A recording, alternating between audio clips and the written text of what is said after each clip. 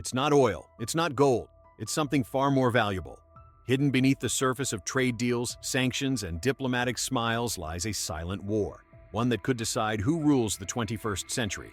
The United States, China, and Europe are locked in a secret struggle, a fight for control over three resources that power everything from your phone to fighter jets. But here's the real question. What happens when one side wins?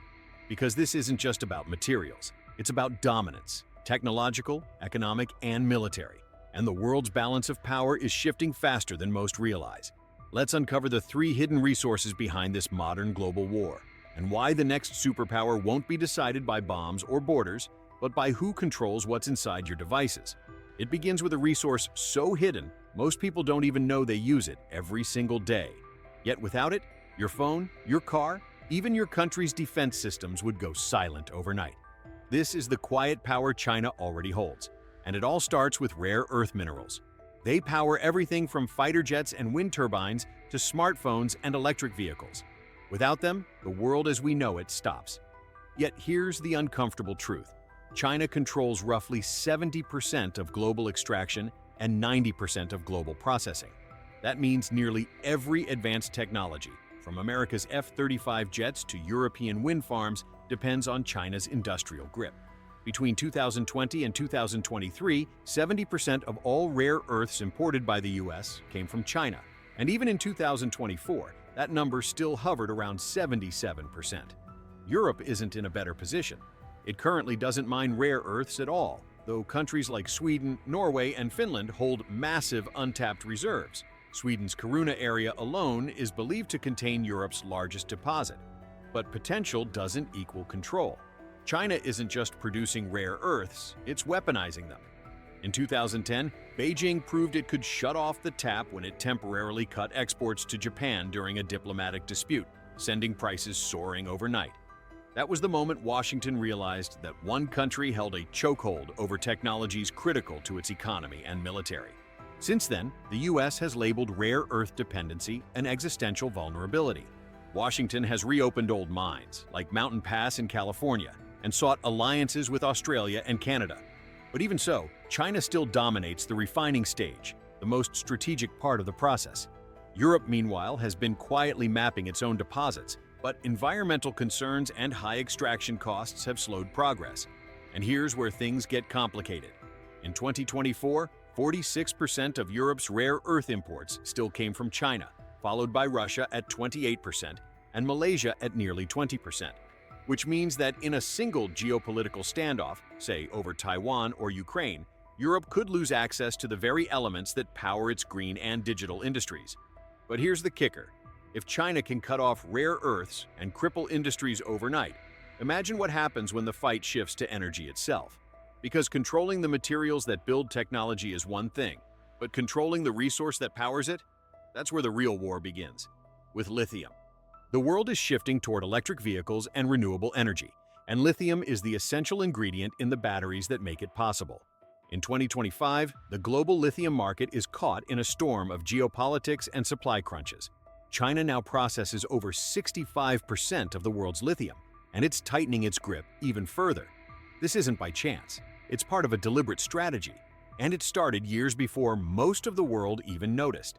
Between 2018 and 2024, Chinese companies poured over $16 billion into South America's Lithium Triangle, a vast region across Chile, Argentina, and Bolivia that holds up to 70% of the world's reserves. By investing early, Beijing secured a front-row seat to the resource race of the century. And in October 2025, it took things a step further, announcing new export controls on lithium battery technology and equipment, effective November 8th. Officially, it was about national security.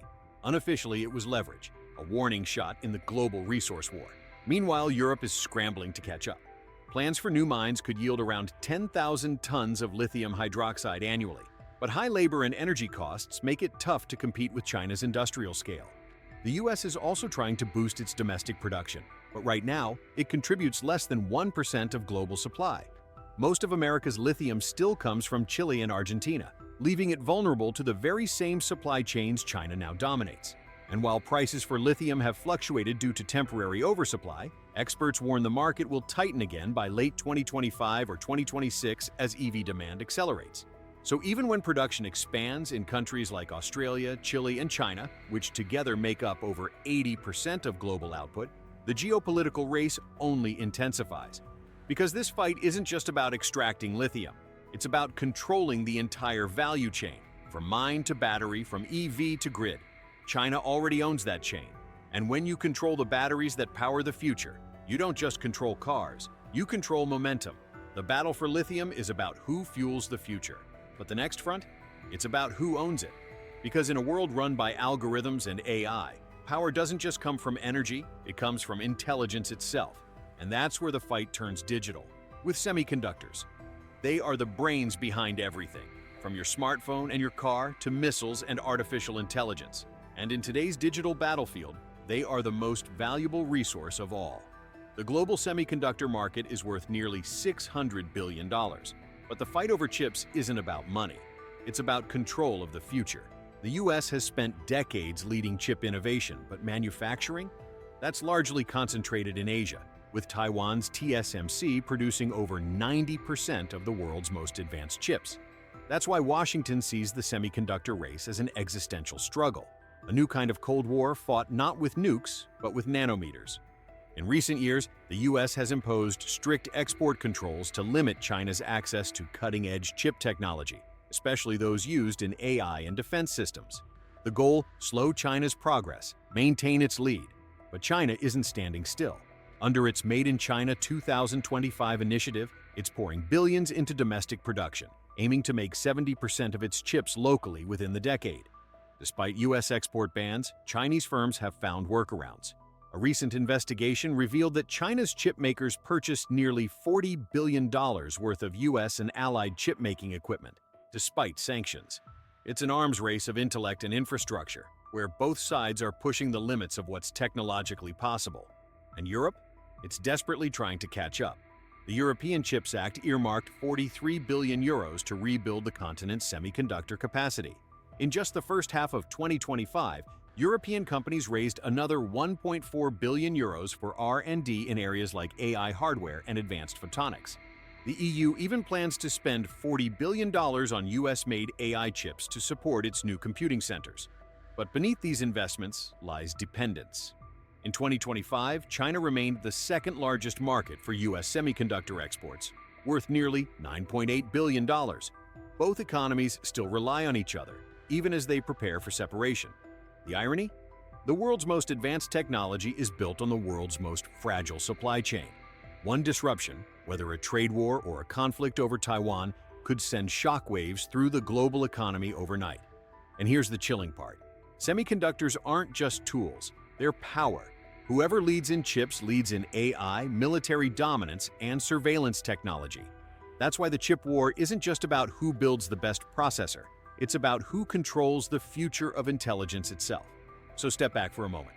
Rare earths, lithium, semiconductors, three hidden resources, three fronts of the same war. Each one tells a story of control over materials, over energy, over information. China plays the long game, using state-backed investment, export controls, and industrial dominance to build leverage where others see trade. The United States, once the world's uncontested industrial powerhouse, is now fighting to regain control over the very systems it built.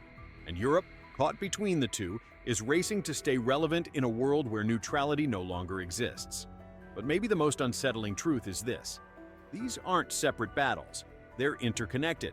Control the rare earths, and you control the tools. Control lithium, and you control the energy. Control semiconductors, and you control intelligence itself. The 20th century was defined by oil. The 21st will be defined by these. So as the global resource war intensifies, one question remains. If the next world conflict isn't fought with armies or bombs, could it already be unfolding quietly, inside the factories, the trade deals, and the technologies we use every single day? If you got value from this video, make sure to like and subscribe. And don't stop here. Click the video on your screen for another deep dive into economics. See you there.